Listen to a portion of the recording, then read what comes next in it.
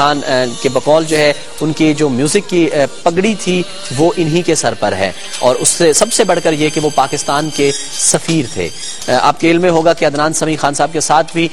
کم و بیش اسی الزام کے تحت کہ وہ مقررہ حد سے زیادہ کرنسی لے کر اڑ رہے تھے، فلائی کرنے والے تھے، کہ ان کو وہاں پر حراست میں لیا گیا۔ اور ان کے کیس میں خاص طور پر یہ کہا جا رہا ہے کہ پہلے سے جو ہے وہ اطلاع تھی ریونیو انٹیلیجنس کے پاس، انہوں نے سامان کی تلاشی لی اور وہ اطلاع درست ثابت ہوئی، اور $1,24,000 کے قریب جو ہے وہ ان کے سامان سے برآمد کیے گئے۔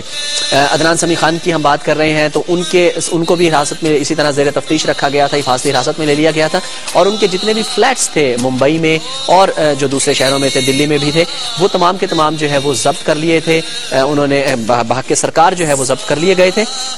عدنان سمیع خان صاحب کے ساتھ یہ سلوک، راحت فتح علی خان کے ساتھ یہ سلوک، اس کے علاوہ ناظرین آپ کے علم میں ہوگا کہ شکیل صدیقی اور جو ہمارے دوسرے کامیڈینز وہاں پر ڈیفرنٹ کامیڈی شوز جو آتے ہیں، ریالٹی شوز جو آ رہے تھے بھارت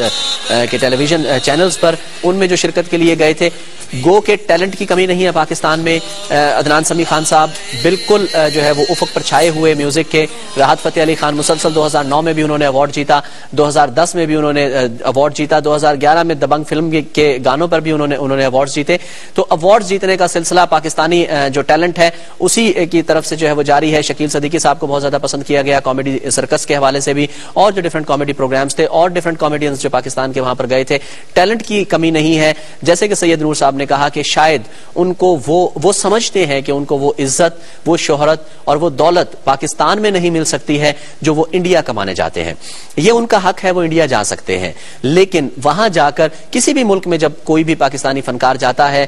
جیسے کہ ہم بار بار کہہ رہے ہیں کہ فنکار کی اور فن کی کوئی سرحد نہیں ہوتی ہے، اس کو باؤنڈ نہیں کیا جا سکتا کسی سرحد کے اندر۔ وہ آواز، وہ خوشبو جو ہے وہ باہر پھیلتی ہے، لیکن وہ خوشبو، وہ آواز جہاں پر بھی جاتی ہے وہ ہمارے پیارے ملک کے سفیر کی حیثیت سے جاتے ہیں،